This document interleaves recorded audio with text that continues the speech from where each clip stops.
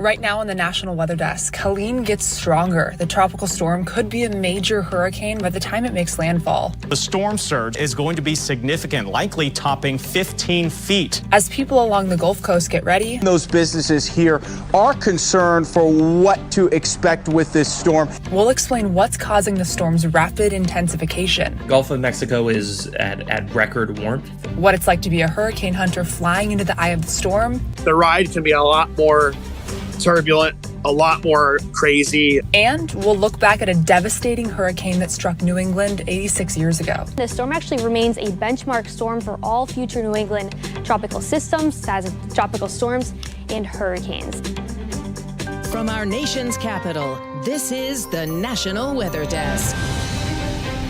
Well, good morning and welcome to the National Weather Desk. I'm Emma Withrow. Tropical storm Helene is getting stronger this morning. Later today, it's expected to become a hurricane before moving into the Gulf of Mexico and strengthening even more. So here's what we know. Helene's expected to make landfall late Thursday as a major hurricane along Florida's Big Bend or Panhandle. The storm surge could be as high as 15 feet. Mandatory evacuations are already underway in at least 8 Florida counties. A state of emergency covers 61 of the state's 67 counties.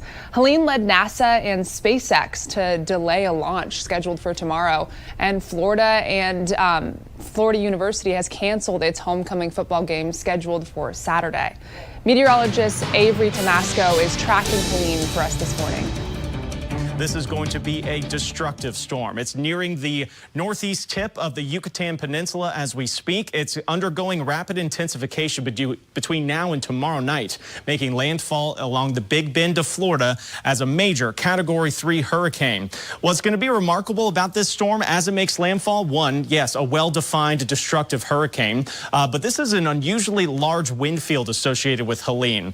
These are in yellow, the tropical storm force winds, which could envelop much of the state of Florida. And with this big of a wind field, you're drawing in a whole lot more of Gulf of Mexico water. So the storm surge, especially here along this Big Bend of Florida, is going to be significant, likely topping 15 feet along a large swath of the northwest Florida coastline. Even Tampa Bay could see a storm surge 5 to 8 feet above ground. Communities all along the Gulf Coast are getting ready for Helene's arrival. Tanner Stewart continues our coverage from Mexico Beach along the Florida Panhandle. The conditions still very calm. If you can see the water behind me, not a whole lot of action at all. The winds are sustained right now. They have picked up throughout this morning, but the lightning has been a big factor over the last hour or so. Some heavy lightning in the area. Maybe expect a little bit of rain over this next hour or so. Traffic is starting to pick up too, but still not a whole lot of concern from the local businesses nearby. We're not seeing any houses or anything like that boarded up at this time, but looking across social media, the residents and those businesses here are concerned for what to expect with this storm as they're still reeling from Hurricane Michael 6 years ago. That storm caused billions of dollars in damages. We're going to make our way east, continue to see what we can find as this day goes on. Reporting for now from Mexico Beach, Florida, I'm Tanner Stewart. Hurricane hunters have already flown 2 missions into Helene. Those flights gather critical data, which is then sent to NOAA, which helps meteorologists forecast Helene's potential path. We spoke with one of those hurricane hunters about what it's like to fly into the eye of the storm. It means we're flying right through thunderstorms. We're intersecting it. So the ride can be a lot more turbulent, a lot more crazy. We can get struck by lightning. We can experience extreme turbulence as we're going through Category 5 eye walls of hurricanes. We start turning, and you don't want to get caught on the updraft on one of your sides of your airplane because then you're just going to get flipped. Got a good time. If it starts getting really turbulent, we basically know where we're going. We're going to the eye, and we get into the eye. Then we start maneuvering to find that center fix of the storm. There are some that are definitely gnarly situations. Shall I say, there's been a couple times where I've been on flights where we've kind of got caught in an eye wall where we couldn't get out of it. You don't want too much ground speed. You don't want too much speed. You don't want to be too slow because then you can stall. Hurricane Irma, I flew on that storm as it basically peaked and flew over, I think it was St. Martin, and saw, actually, we could tell from the air at 10,000 feet like the entire runway was the beach. Like the water and the beach was totally over that runway. And wow, like Cat 5 just wiped this island out. So just being a part of some of those missions, knowing that it's making a significant impact for the people on the ground and the Hurricane Center to issue their warnings, definitely very impacting to us in the airplane. Helene's expected to intensify rapidly before making landfall, and the reason for that is the extremely warm water in the Gulf of Mexico. So Emily Gracie spoke to a climate scientist about how hot the Gulf's gotten this year and how it's going to influence the storm's impacts on land. Gulf of Mexico is at record warmth right now. We haven't seen sea surface temperatures and especially as much heat content. That is how much heat the Gulf of Mexico is holding. We haven't seen this much in the historical record for this time of year. We saw it, I feel like, a few times last year, this rapid intensification. So is that part of the difficulty in forecasting this, is that this could go from something a little weaker to all of a sudden a really strong hurricane right before landfall, and perhaps even in like the middle of the night when people aren't really as prepared? That's right. So we saw with Hurricane Beryl before it hit the Lesser Antilles, this storm started at like a tropical storm, then Category 1, and it jumped all the way up to Category 4 overnight. For a really long time, we were good at predicting, where a storm is going to go, the sort of the track, like where is it going to make landfall? We're still pretty good at that, but we've been getting progressively better at sort of one of the weaker aspects of our prediction, which is how intense the storm is going to be at landfall. And so it's difficult to say whether a storm will be very intense at landfall or not quite that intense. We don't know in the beginning, but we do know that the conditions are right for it to undergo rapid intensification in the case of Helene and many of these other storms as well that are sort of living in these very warm sea surface temperature environments. Do higher sea surface temperatures influence certain impacts of the storm more than others? Yeah, that's a great question. So all of these things are linked within a storm environment. The amount of rain that is coming from the storm is sort of picking up moisture from the ocean surface, which is going to pick up more moisture when the temperatures are warm.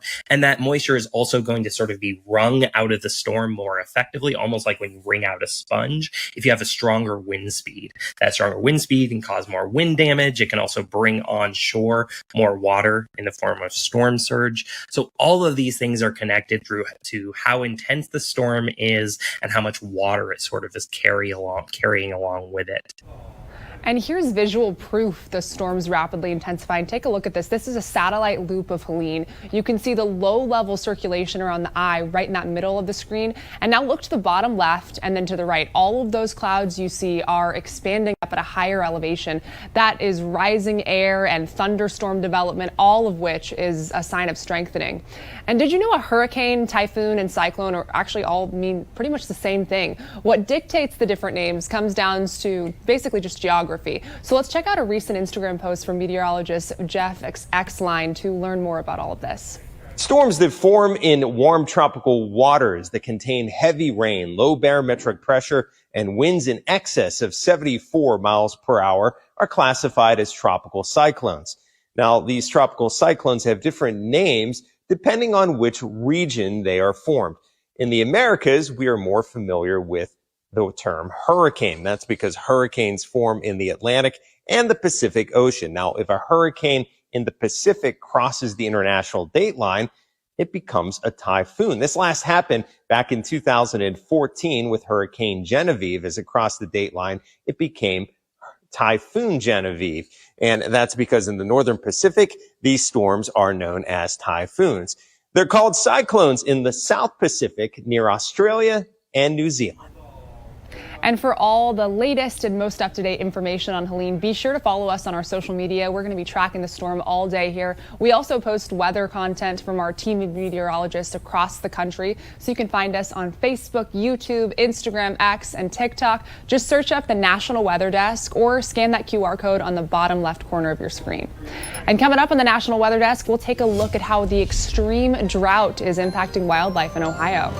And we'll find out how wilderness in California are killing off local fish populations.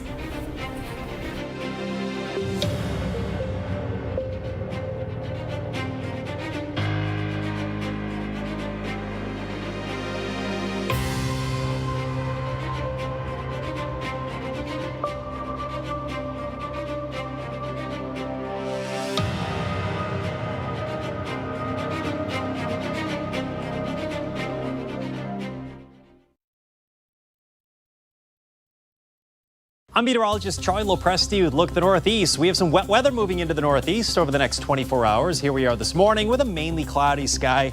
Clouds will be thickening throughout the day, and there is the chance for a few showers. That's about 2:30 in the afternoon. Now, our wettest day still looks to be Thursday. The rainfall moves in tonight and extends into the day Thursday, particularly in New England. That's about 10 o'clock in the morning on Thursday. Now, a front moves through late in the day, and that will set the stage for drier air to move in to end out the work week. Look for highs on Friday in the 70s.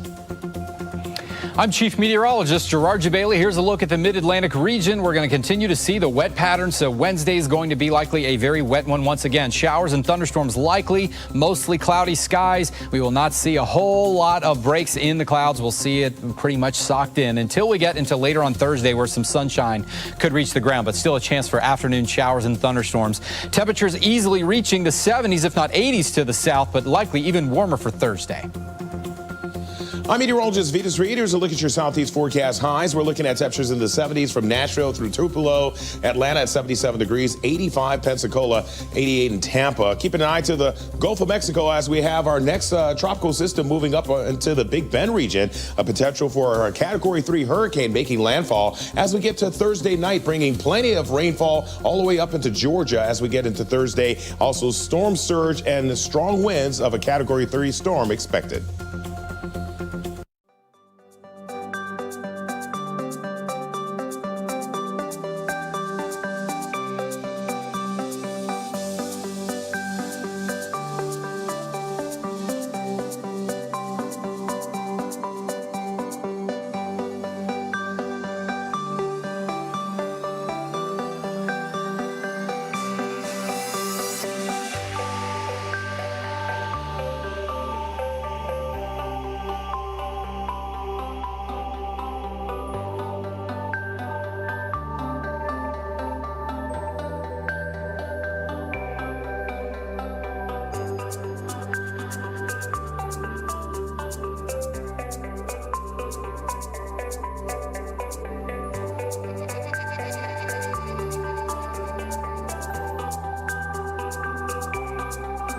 Weather Window, presented by the National Weather Desk. While many eyes are on Helene, Tuesday brought storms that moved through the Tri-Cities of northeast Tennessee and southwest Virginia, packing lightning and some thunder.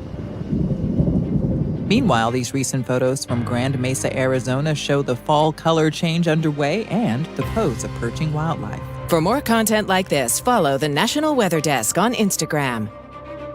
This month marks 86 years since the Great New England Hurricane of 1938. This powerful system damaged much of New England, including Maine. Meteorologist Emily Santom takes a look back at the Great New England Hurricane. Take a listen.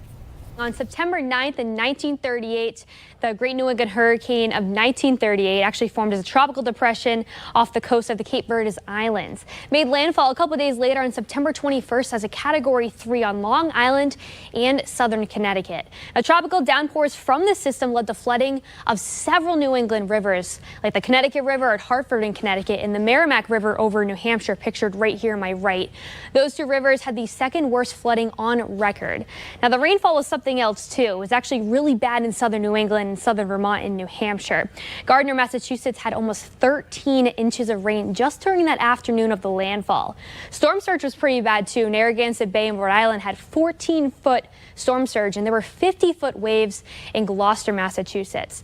Back home in Maine, though, vessels, houses, and several thousand trees were destroyed. The tree damage was mostly in New Hampshire and western Maine too.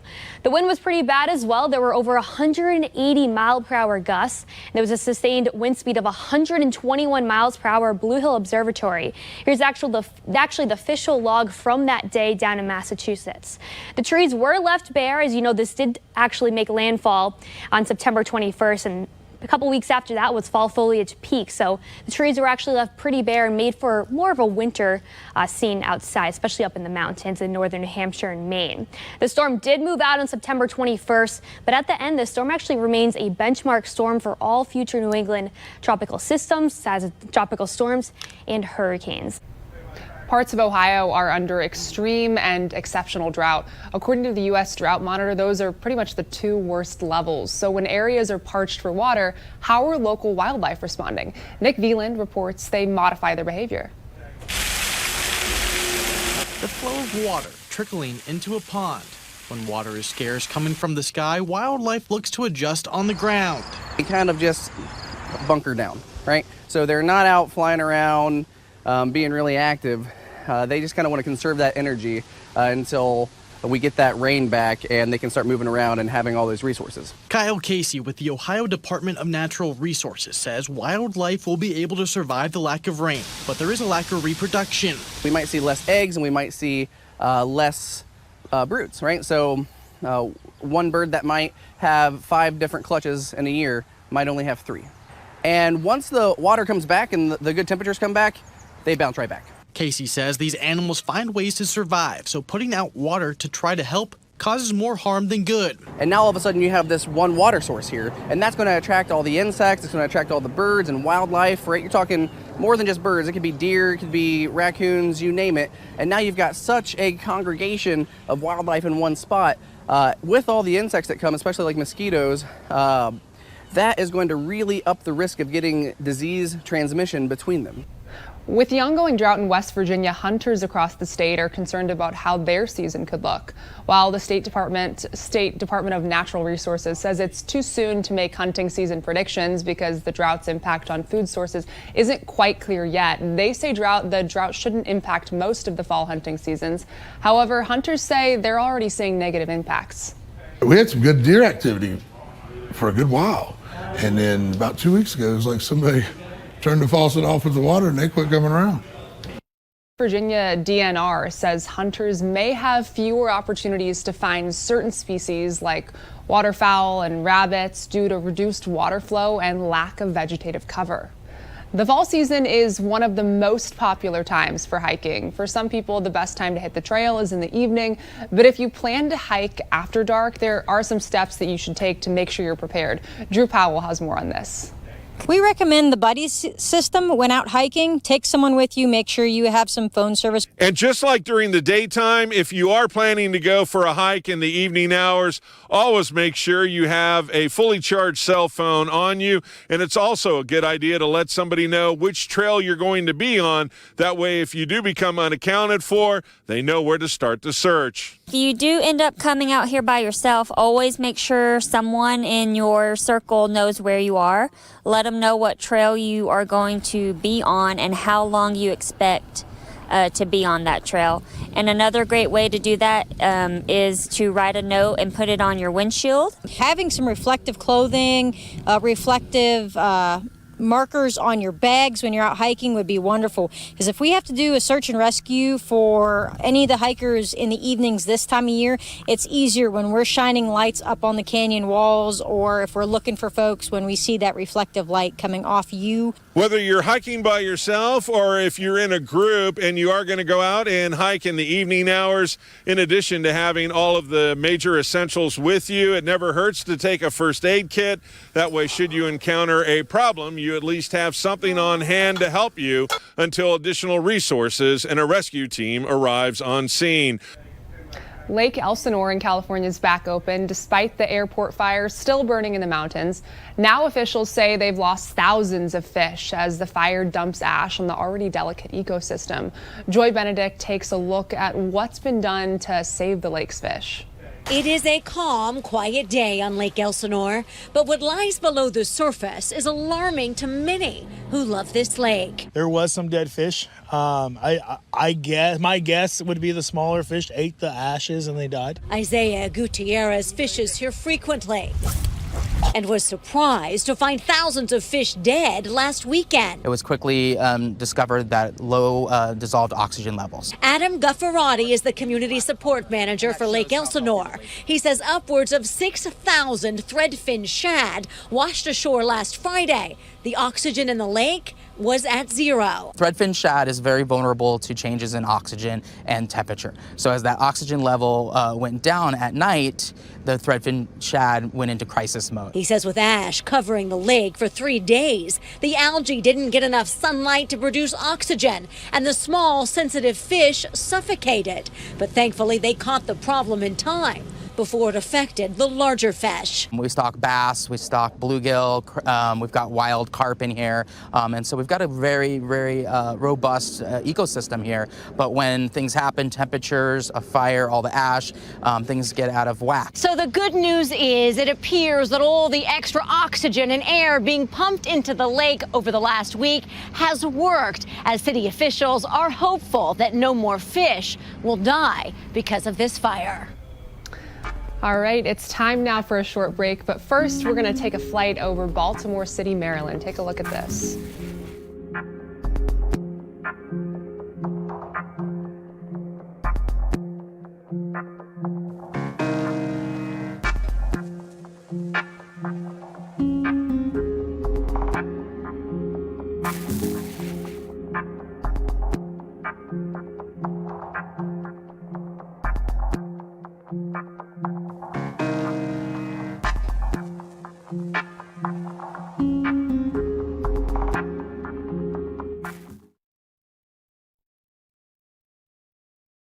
Well, a very good Wednesday morning, everyone. I'm meteorologist Andrew Buckmichael. High temperatures in the 80s and a lot of sun across the plains, but still dealing with some lingering showers and a few storms out there across the Ohio Valley. As we head into the day tomorrow, some rain starting to push its way in from the Gulf later into the day, but most of the Midwest and the plains, a lot of sunshine. That rain from the tropical system Helene pushing up even more heading into Friday. Good morning, I'm meteorologist Alex Garcia. Here's a look at your regional weather. Downright nice. All the way from Amarillo down into a Midland. We're sitting into the 60s and 50s, all the way back home to Oklahoma City. Very warm and humid down to the south. A front will push southward today. That'll bring rain into Louisiana, southeast Texas, and deep south Texas as well. Temperatures will be moderated just a little bit, but still pretty warm. I'm meteorologist Alex Garcia. That's a look at your regional weather.